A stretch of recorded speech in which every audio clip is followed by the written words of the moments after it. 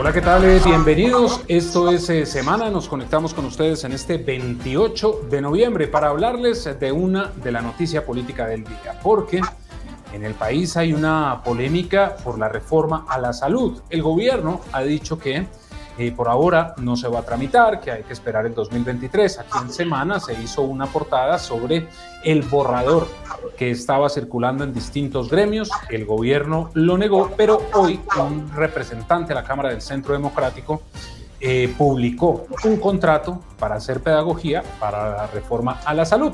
Representante Andrés Forero, bienvenido a Semana. ¿Cómo está? Diego, un saludo para ti, un saludo para Juan Francisco y para todas las personas que nos ven en este momento. Pues es un gusto que esté aquí con nosotros, representante, pero bueno, entonces, ¿cómo es la cosa? Si no hay reforma a la salud, ¿cómo así que le están haciendo pedagogía?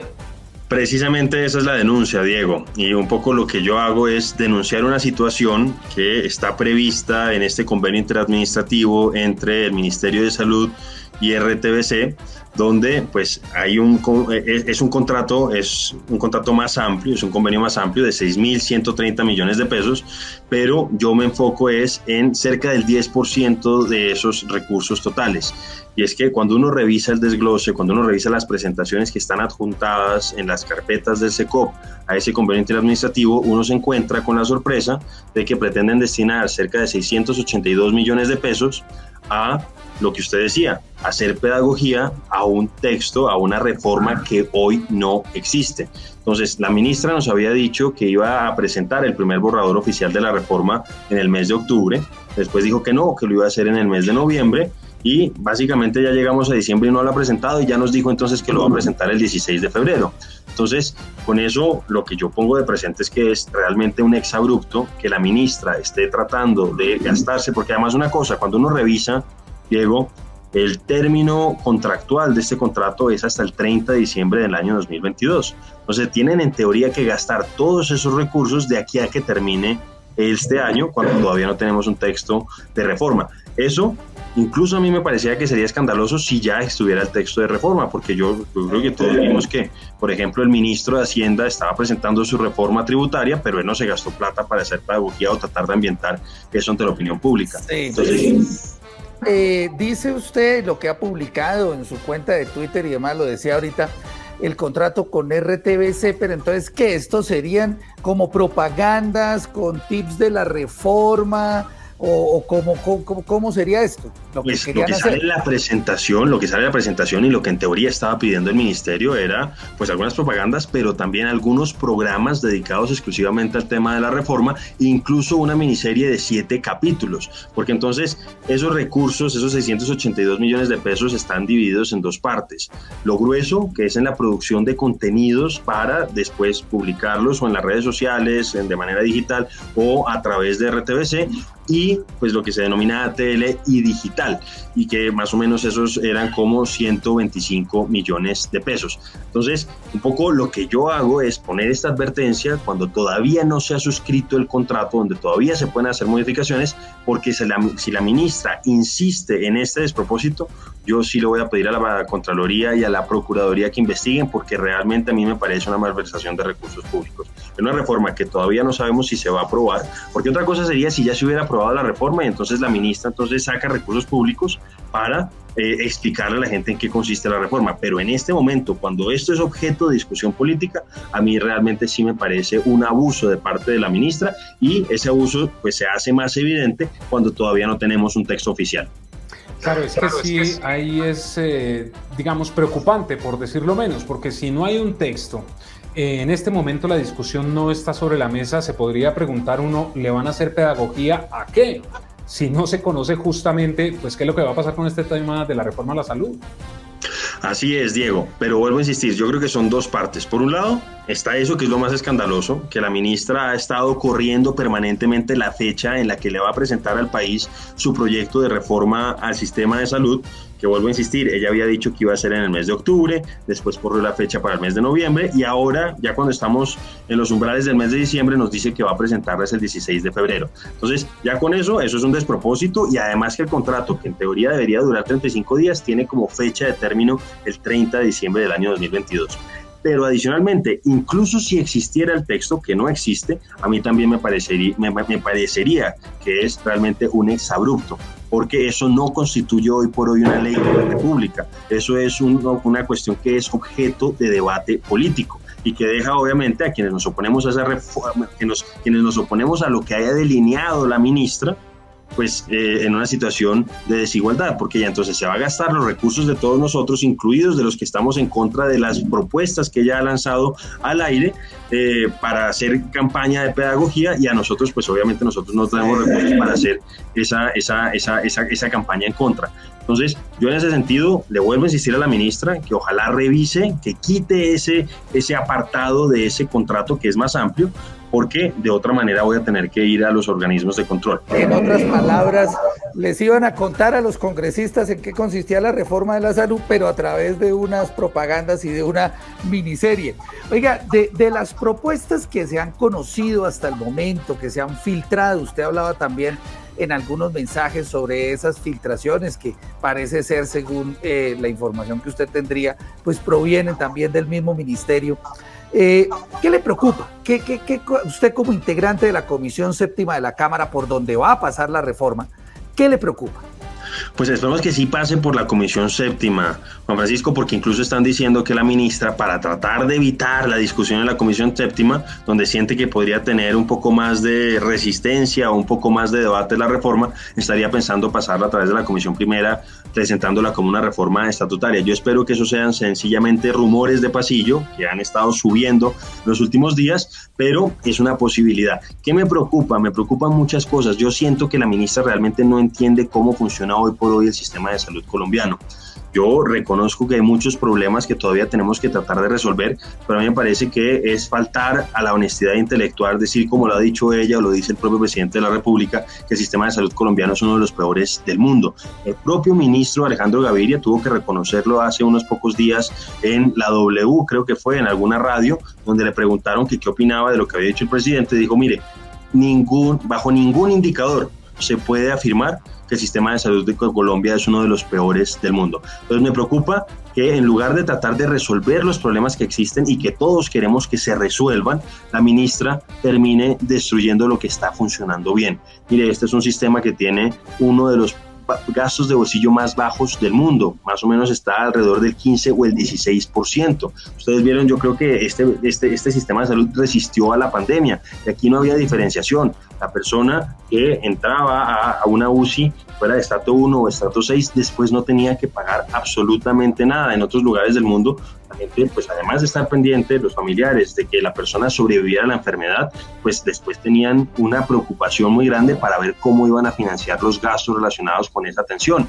Adicionalmente, este es un sistema que tiene prácticamente una cobertura de todos los colombianos, cercana al 99%. Es un sistema que adicionalmente cubre el 90% de las enfermedades y el 97% de los medicamentos. Y así podríamos seguir. Claro, hay algunos problemas, y en particular en las zonas dispersas y rurales, como lo ha dicho la ministra. La cuestión es que ella está tratando, para resolver ese problema de esas zonas, hay que ver cómo lo resolvemos, de acabar con todo lo que está funcionando bien. Mire, ella quiere además, a mi juicio, y esto ya lo dijo, esto ya es oficial, esto fue una presentación que hizo el director de la ADRES en una reunión a la que invitó, de los 21 representantes de la Cámara de la Comisión Séptima, invitó a 19. No invitó a los 2 representantes del Centro Democrático, que son el representante Felipe Corso y yo. Y ahí en esa presentación, básicamente, él nos está diciendo que quiere devolverle la salud a los políticos de los municipios y las gobernaciones. Me parece que ese es un error, y yo creo que con todo lo que hay que mejorar, yo prefiero que sean hoy por hoy las EPS las que articulen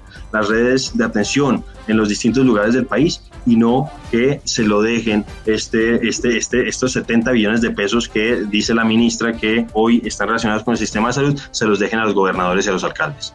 Pero justamente, representante, ¿no cree que eso es lo que ha demorado la presentación de la reforma? Porque hemos visto al presidente del Congreso, Roy Barreras, que se opone a esta reforma. Dice que eliminar las EPS es inviable. Y en los consejos de ministros, por información que hemos obtenido aquí en Semana, literalmente han vaciado a la ministra, Alejandro Gaviria, uno de ellos. Y además hay colombianos bastante preocupados por este asunto de la reforma a la salud. Ese no puede ser uno de los motivos de la ministra Corcho para no tener el texto listo, que digámoslo así, se la desdibujaron, se la descuadernaron totalmente? No, yo lo que creo es que ella pues se dio cuenta cuando llegó que realmente no entiende a cabalidad el sistema, entonces está viendo, a mí lo que me han dicho personas que se han reunido con viceministros, incluso con la propia ministra, pues que ellos evidencian un desconocimiento, que realmente su acercamiento, su aproximación al sistema de salud estaba basado en prejuicios y que hay muchas cosas que todavía ellos no han logrado saber cómo tratarían de reemplazar. Adicionalmente, usted da, Diego, en un punto muy importante, y es la resistencia no solamente en algunos miembros del pacto histórico, incluso Piedad Córdoba, después de que había salido de una enfermedad de prácticamente 2 meses, dijo que ya no estaba de acuerdo con que se acabara una EPS como Sura, que claro, que las EPS que no funcionan, las que están dando una mala atención, que salgan, pero que las que funcionan bien, ella dice, por favor, que no se acaben. Pero entonces, le decía que al margen de la resistencia que hay en el Congreso y que hay en algunos miembros incluso del pacto histórico, hay una resistencia en la opinión pública. Ha habido 3 encuestas este año donde básicamente el 70% en 2 de ellas y el 66% en otra, dicen que están en contra de que se eliminen las EPS. Y cuando les preguntan si están de acuerdo en que esas funciones que hoy desempeñan las EPS pasen a manos de los políticos en las alcaldías y en las gobernaciones, solamente el 15% está de acuerdo, es decir, tiene un rechazo generalizado de esa propuesta de la ministra, y yo creo que en parte esta opinión pública desfavorable a las propuestas que ha lanzado al aire la ministra es lo que la hicieron seguramente a ella plantear la posibilidad de gastarse 682 millones de pesos provenientes de los recursos que pagamos todos los colombianos por concepto de impuestos para ambientar esta reforma que a todas luces es inconveniente. Claro, digamos, diría usted, Repre, como tratar de hacer una especie de socialización, digamos, frente a la opinión pública. Pero hay una cosa clarísima, y usted lo ha manifestado, ese tema de la eliminación de las EPS, eso es una cosa que realmente pues genera mucha controversia y a muy poca gente le gusta. Usted mismo citaba ahorita unas encuestas. Yo le hago una pregunta. Ahí me decía un ex candidato presidencial que hay una fórmula que podría utilizar el gobierno nacional sin tener que pasar por una reforma de la salud, y es la declaratoria de insubsistencia de muchas EPS que pues prácticamente todas están endeudadas, y de esa manera podría como por debajo de la mesa posiblemente meterse una reforma, meterle la mano a las EPS. ¿Usted cómo ve eso? ¿Eso lo ve posible o es un debate que tiene que darse en el Congreso? Pues, Juan Francisco, yo siento que la ministra también le está apostando a eso. Yo siento que ella está utilizando distintas estrategias. Yo también denuncié en el marco de la Comisión Séptima cómo ella, en cierta manera, está propiciando una crisis en el sistema para ambientar su reforma. Esto ayer creo que era que Ricardo Ávila sacaba en El Tiempo una columna donde decía básicamente cuál era la receta para el desastre, y la ministra pues pareciera estar siguiéndola al pie de la letra.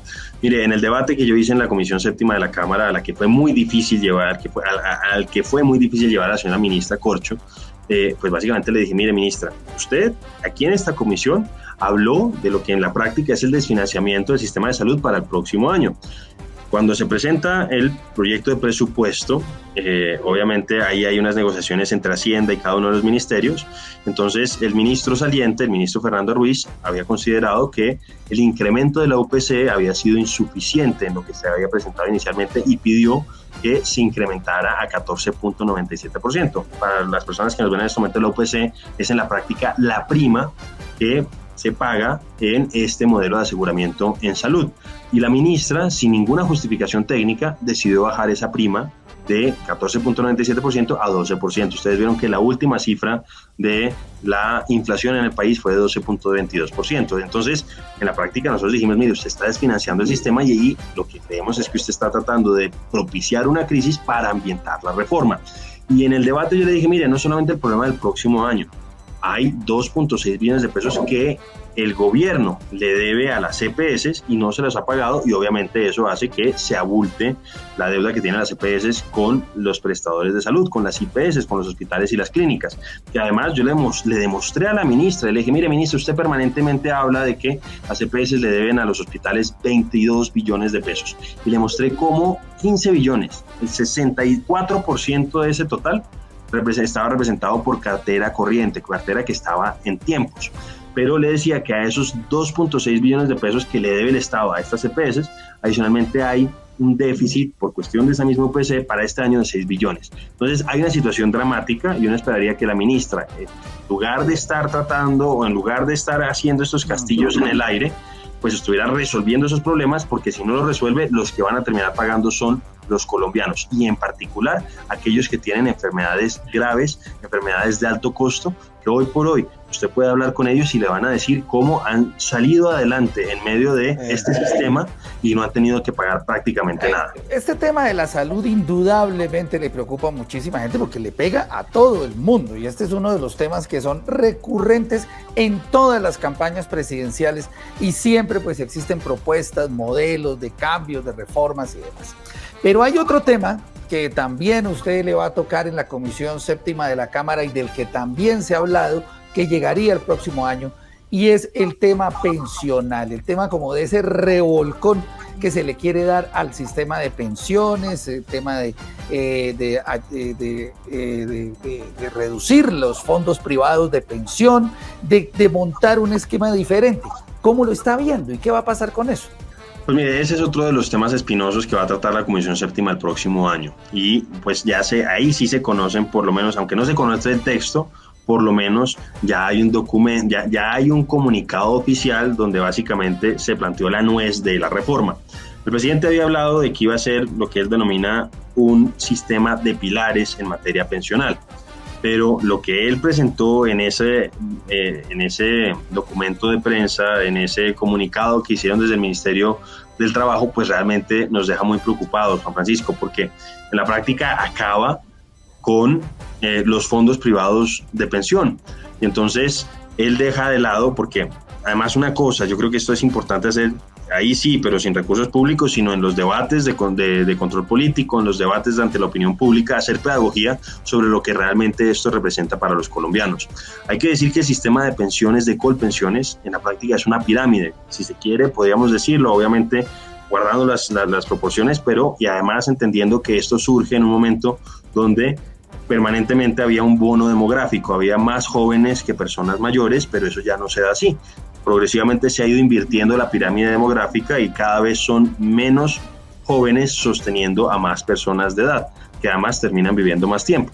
Entonces, obviamente, lo que les decía, esto es como si fuera un DMG, y que al final los que terminan viéndose afectados, los que no van a ver pensiones, son las personas que llegan al final, es decir, los jóvenes de ahora. Y eso yo creo que hay que decírselo a la gente y que lo entiendan claramente, porque todos evidentemente estamos interesados en que las personas, a los adultos mayores del día de hoy, pues se les pueda mejorar su condición de vida, pero yo creo que hay que hacerlo sin poner en riesgo las pensiones de los jóvenes de hoy. Y con esto que está haciendo el presidente en la práctica, pues está sacando, porque hay que decir que él dice que hasta 4 salarios mínimos de cualquiera de las personas que esté cotizando hoy en fondos privados tiene que irse a Colpensiones. El resto sí se puede quedar en los fondos privados, pero el tema es que el 90% de las personas ganan hasta 4 salarios mínimos en el país, de las personas que están cotizando, es decir, se queda prácticamente con todo ese pilar, y lo que dicen los expertos es que obviamente esto va a disparar el pasivo pensional, y además, y esto ya es un tema de mercados de capitales, lo que hace es que obviamente afecta a una fuente de financiamiento del gobierno, porque hoy por hoy los fondos privados tienen cerca del 26% de la deuda pública total, y con esto el gobierno se pega un tiro en el pie, a mi juicio, porque acaba con ahorro nacional, lo diluye completamente, se lo gasta además en programas sociales del presidente, y obviamente al acabar con una fuente de financiación, pues se suben las tasas de interés y frenan su capacidad de desarrollo. Entonces, obviamente vamos a dar la discusión. Yo creo que es importante dar estos debates públicamente, a tratar de explicarle a la gente lo que representa esto, y que realmente los que van a terminar siendo más perjudicados son los jóvenes. Mire lo que pasó en Argentina en la primera década de este siglo. También se estatizaron los fondos de pensión. Eso ha llevado a que haya una inflación galopante. Hoy Argentina está con una inflación cercana al 100% porque han impreso billetes para tratar de darle las pensiones a las personas mayores, pero con una inflación del 100% esas pensiones obviamente se diluyen permanentemente, y hoy pues realmente están los más afectados. Y en lugar de estar mirando en este caso a México, el presidente, que le está apostando al ahorro individual, a la China comunista incluso, que también está apostando al ahorro individual, vemos que les está apostando a esa fallida receta argentina que hoy tiene al país con, entre otras cosas, no es solamente ese factor, pero es uno de ellos, una inflación del 100%. Quiero preguntarle por la ministra de Minas. ¿Qué va a pasar finalmente con la moción de censura? Estaba programada para el pasado 23 de noviembre, por algunas razones se aplazó. ¿Para cuándo va a quedar y qué va a pasar con esa moción?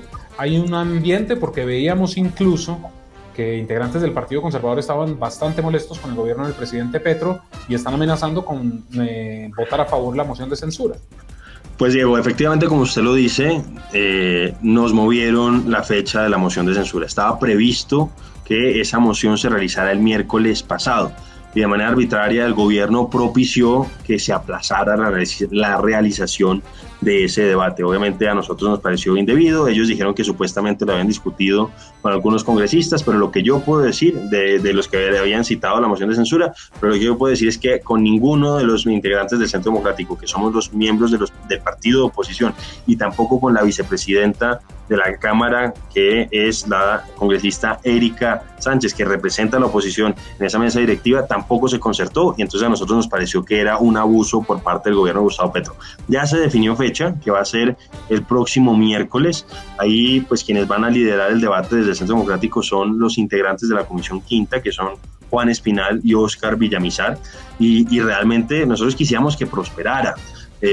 Pero yo no soy muy optimista a propósito del Partido Conservador, porque lo que siento es que están presionando al gobierno, seguramente por los acuerdos burocráticos que tienen, y que realmente no están pensando en los intereses superiores del país en este caso en concreto, sino que están pues aprovechando esta circunstancia, aprovechando la coyuntura para hacer negociaciones burocráticas con el gobierno. Eso es realmente lo que yo siento que pasa con el Partido Conservador. Espero estar equivocado, pero yo siento que la ministra Irene Vélez es otra de las ministras que lamentablemente pues le está haciendo daño al país con su dogmatismo, con su radicalismo descarbonizante. Todos estamos de acuerdo en que hay que hacer una transición hacia la descarbonización, pero como ella lo está planteando, realmente no va a mejorar la situación del mundo en materia de calentamiento global, pero sí va a lograr empobrecer a los colombianos.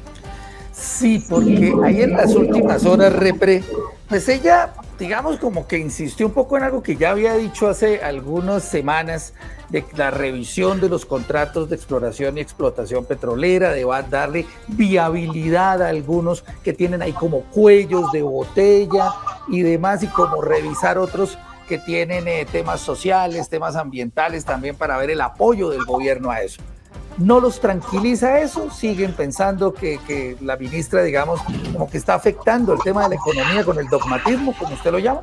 Yo creo que sí, y además yo le digo una cosa, realmente ella no ha dicho nada nuevo. Ella de manera constante, y el presidente de la República también, pues han insistido en que los contratos suscritos hasta el día de hoy en materia de exploración y explotación van a continuar. Eso pues realmente es lo que ella es en lo que ella ha insistido, en lo que el presidente ha insistido, después un poco de la polémica que se generó, pero lo que un poco está preocupando a la ciudadanía, lo que preocupa a los mercados internacionales, a los inversionistas, es por un lado lo que pasó con la reforma tributaria, pero, y esto es lo que le atañe a ella, la decisión de ella de no seguir con nuevos contratos de exploración y explotación, que en la práctica, y ella misma lo reconoció en una de las primeras entrevistas que dio, pone en riesgo nuestra seguridad energética. Acuérdese que ella planteó, pues como si no fuera con ella, y le pareció intrascendente decir que en cuestión de 8 años nosotros dependiéramos energéticamente de Venezuela, pues no era grave, que importáramos ese gas o ese petróleo de Venezuela, pues no era grave, pero pues que ellos estaban tratando de dar una señal de cambio. Y ahí es donde yo vuelvo a insistir en este mensaje, y yo creo que es bueno que la ciudadanía lo entienda. Con esto que está haciendo la ministra, realmente no va a cambiar la situación del mundo en materia de cambio climático. Colombia aporta muy poquito en materia de gases de efecto invernadero, es menos del 1%. Y adicionalmente, pues lo que ella dice, si es que se importa desde Venezuela, pues realmente la explotación no es lo que genera la contaminación, sino que es el consumo.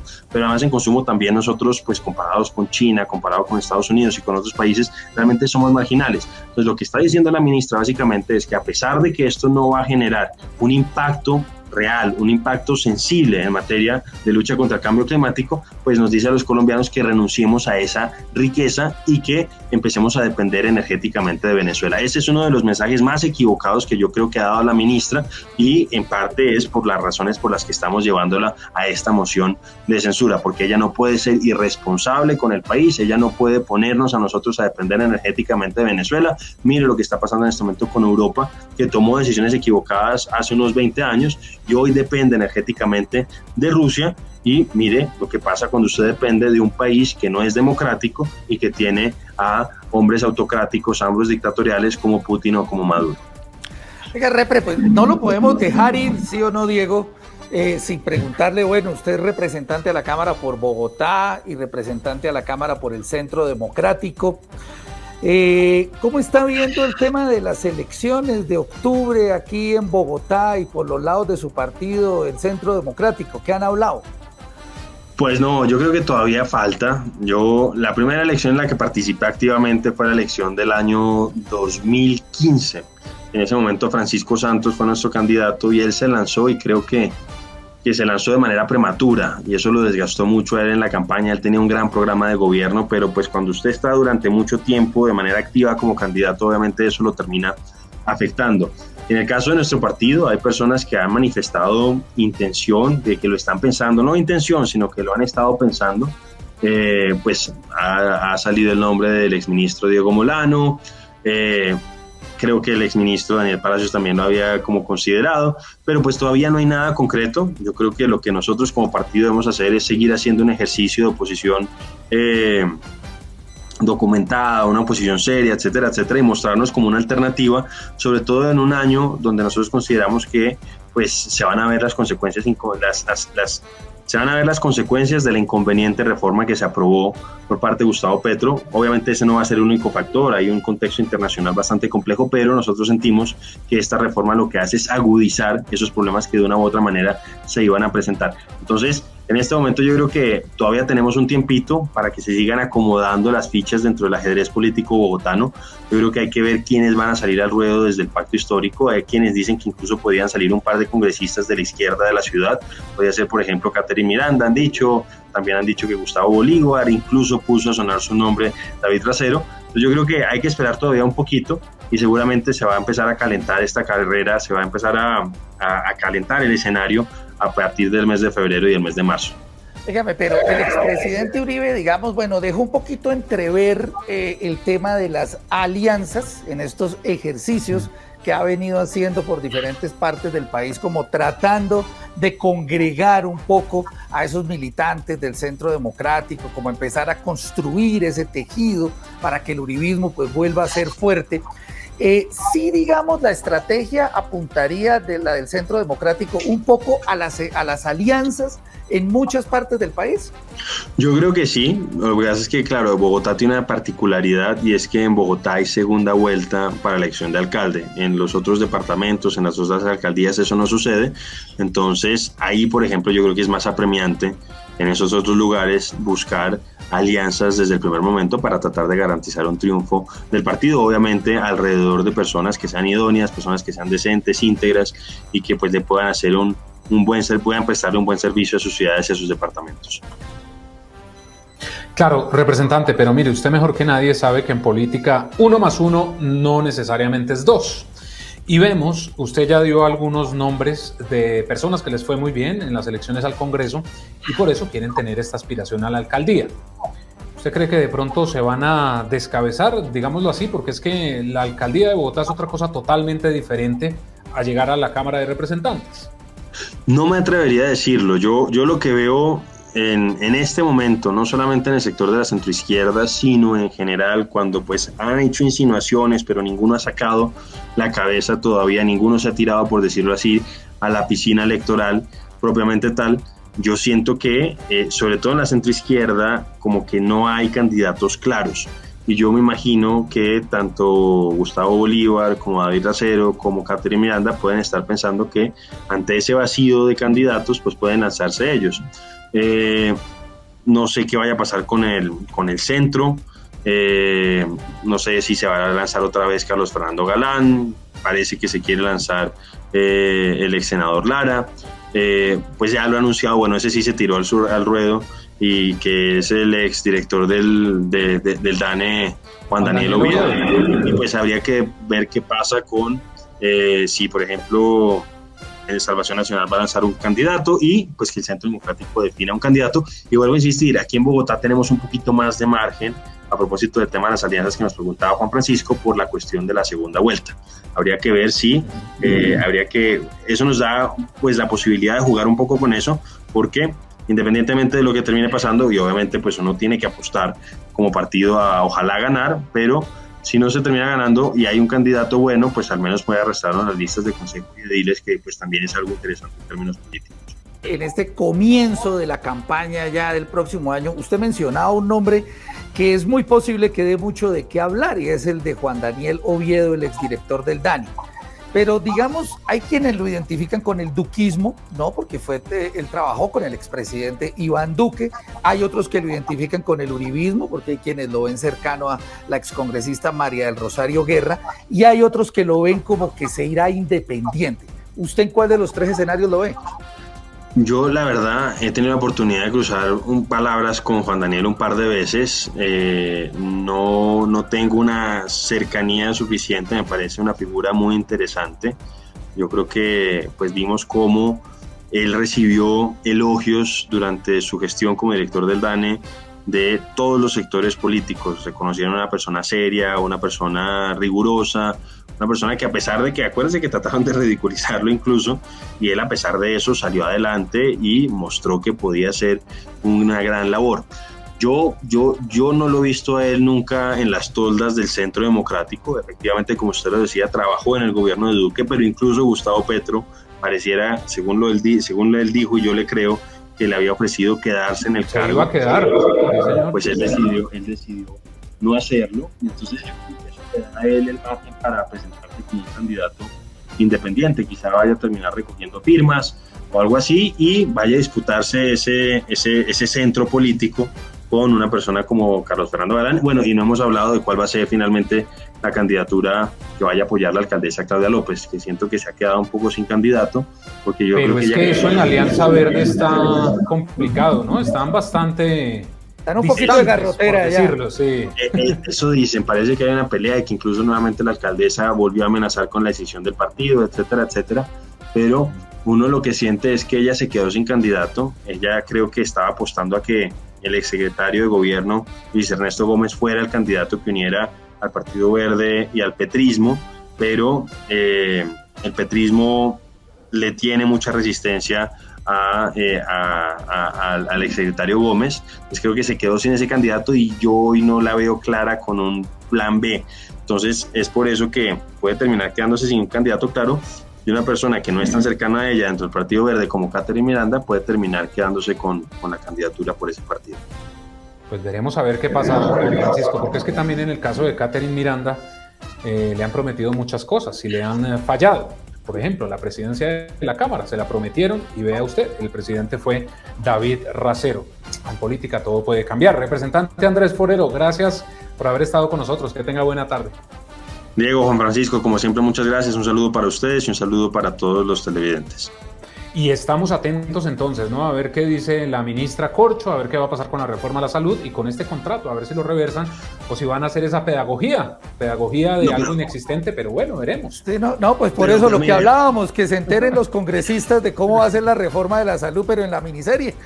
Sí, no, eso es impresentable. Pero mire una cosa, Diego, que yo creo que es importante aclararlo. Sí. Este es un contrato que todavía no se ha firmado, que está en proceso de evaluación. Yo precisamente hago esta crítica y hago esta denuncia para que no lo firmen. Para que excluyan este apartado, porque obviamente hay otras hay otras campañas o estrategias comunicacionales que obviamente yo estoy de acuerdo que está relacionada con la vacunación a propósito del COVID, con la vacunación de niños de 0 a 5 años, con la prevención de quemados de pólvora, con la donación de órganos. En eso obviamente yo estoy de acuerdo. Yo estoy en particular en contra de esto relacionado con la pedagogía a un texto que todavía no se ha hecho público, de una reforma que es objeto de controversia política legítima.